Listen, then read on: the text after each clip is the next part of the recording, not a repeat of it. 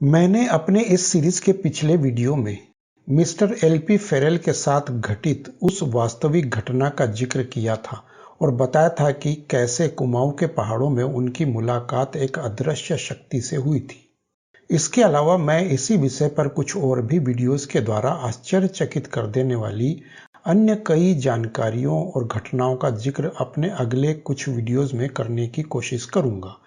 हो सकता है कि कुछ लोगों को यह एक मजाक लगे, लेकिन आज भी कई लोग ऐसे हैं जो इन सच्चाइयों से साक्षात गुजर भी चुके होते हैं।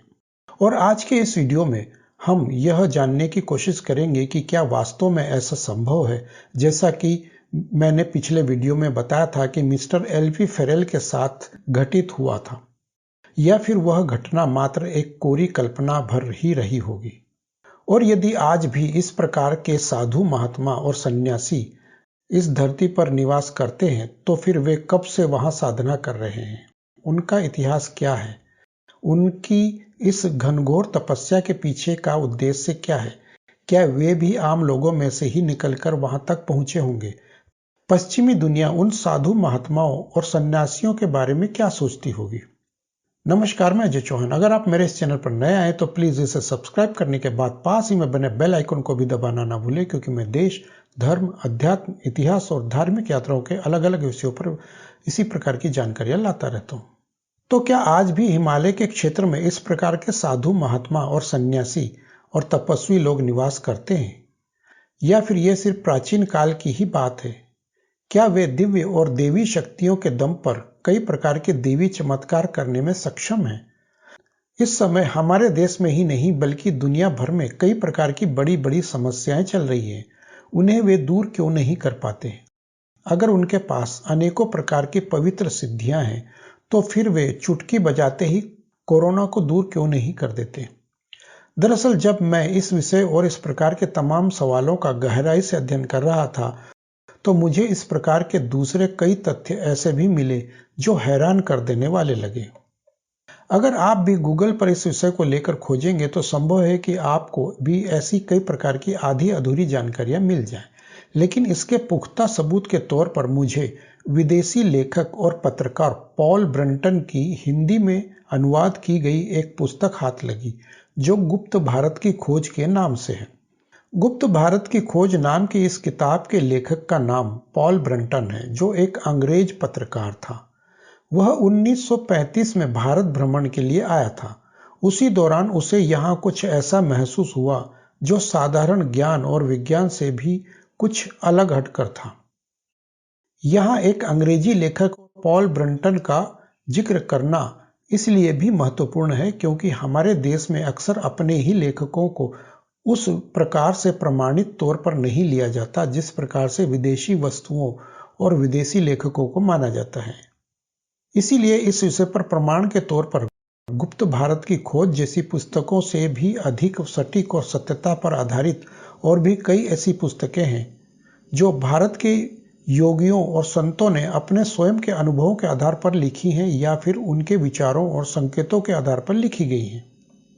भारत भ्रमण के दौरान पॉल ब्रंटन की मुलाकात कई प्रकार के ऐसे लोगों से होती है जिनमें से कुछ तो पूरी तरह से ढोंगी थे, लेकिन कई लोग ऐसे भी थे जिनके पास प्रामाणिक तौर पर चमत्कारिक सिद्धियां और उपलब्धियां थी। कहा जाता है कि पॉल ब्रंटन की इस पुस्तक के 1934 में प्रकाशन के मात्र कुछ दिनों के भीतर ही पश्चिमी देशों में इसकी 2.5 लाख से अधिक प्रकाशित प्रतियां बिक चुकी थी। और इसी पुस्तक में जिक्र आने के बाद से पश्चिमी देशों में रमण महर्षि और शंकराचार्य के नाम वैश्विक और आध्यात्मिक समुदाय में विख्यात हो गए थे। गुप्त भारत की खोज में पॉल ब्रंटन ने लिखा है कि भारत के हिमालय में जाकर यह पता चलता है कि एक धनवान देश अपनी सबसे कीमती और पावन चीजों को कैसे गुप्त रखता है, क्योंकि आज भी भारत का सबसे कीमती और सबसे पवित्र भाग यानी कि हिमालय और उसके सिद्ध योगी सबसे गोपनीय ही रहते हैं। इस पुस्तक के माध्यम से पॉल ब्रंटन ने भारत के विभिन्न साधु संतों और सन्यासियों से अलग अलग मुलाकात की और उनके विषय में विस्तार से जानकारियां दी हैं। साथ ही साथ अपने अनुभवों के आधार पर पॉल ब्रंटन ने यह भी बताया है कि एक अच्छे गुरु की खोज कैसे की जाए। एक आध्यात्मिक गुरु को कैसे पहचाना जाए और उन्हें कैसे प्राप्त किया जा सकता है, और उस गुरु को भी आप जैसे शिष्य से क्या उपेक्षा रह सकती है। पॉल ब्रंटन की इसी पुस्तक के बाद से पश्चिमी देशों में भारत के अध्यात्म के प्रति रुचि जगी और वहां के कई खोजकर्ता यहां आने शुरू हुए और कईयों ने अपने अपने आधार पर तमाम पुस्तकें भी लिखी। इसके अलावा एक अन्य उदाहरण के तौर पर वेनिस के एक विख्यात लेखक मार्को पोलो ने भी अपनी किताब में लिखा है कि कैसे तिब्बत सहित संपूर्ण हिमालय क्षेत्र में कुछ साधु और सन्यासी एक गुप्त रहस्य की भांति हजारों वर्षों से साधना करते आ रहे हैं। उन्होंने मुझे कई प्रकार के ऐसे चमत्कार भी दिखाए थे जिन्हें वे साधना के बल पर ईश्वर से प्राप्त सिद्धियां कहते हैं। अन्य कई विदेशी लेखकों ने भी हिमालय क्षेत्र के सिद्ध साधु और सन्यासियों के विषय में अपने अपने विचार लिखे हैं, जिनमें उन्होंने कहा कि जिस प्रकार से कोई राजा अपने खजाने से निकालकर बेवजह रत्नों को सड़क पर रखकर प्रदर्शित नहीं करता, उसी प्रकार से हिमालय के ये सन्यासी भी हैं जो अपनी सिद्धियों को प्रदर्शित नहीं करते। तो ये तो हुआ विदेशी लोगों के अपने अपने अनुभवों के बारे में, जबकि इधर हिंदू धर्म के ग्रंथों में हमेशा से और हर प्रकार से सिद्धियों की गोपनीयता पर जोर दिया गया है, क्योंकि ऋषि मुनियों का काम सिद्धियों का प्रदर्शन कर उन लोगों को भ्रमित करना या उन सिद्धियों से उन्हें लाभ पहुंचाना नहीं होता, क्योंकि यह ईश्वर का अपमान है और प्रकृति के विरुद्ध है।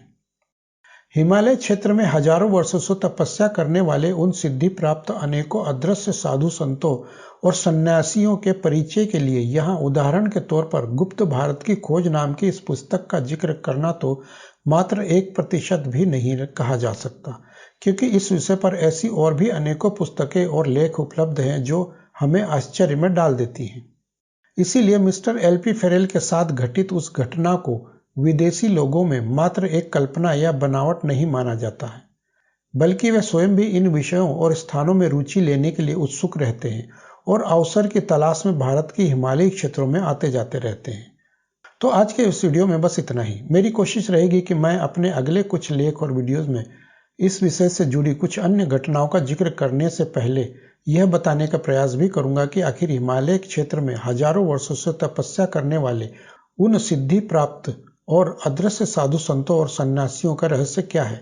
क्या हमारे प्राचीन और पौराणिक ग्रंथों में भी उनका जिक्र मिलता है? तो अगर ये जानकारी आप लोगों को अच्छी लगी हो तो कृपया कमेंट बॉक्स में अपने विचार हमें जरूर बताएं, और जाने से पहले वीडियो को लाइक और शेयर भी करते जाएं। और अगर आप इस चैनल पर नए आए तो प्लीज इसे सब्सक्राइब करने के बाद पास ही में बने बेल आइकन को भी दबाना न भूलें। तब तक के लिए धन्यवाद। जय हिंद, वंदे मातरम।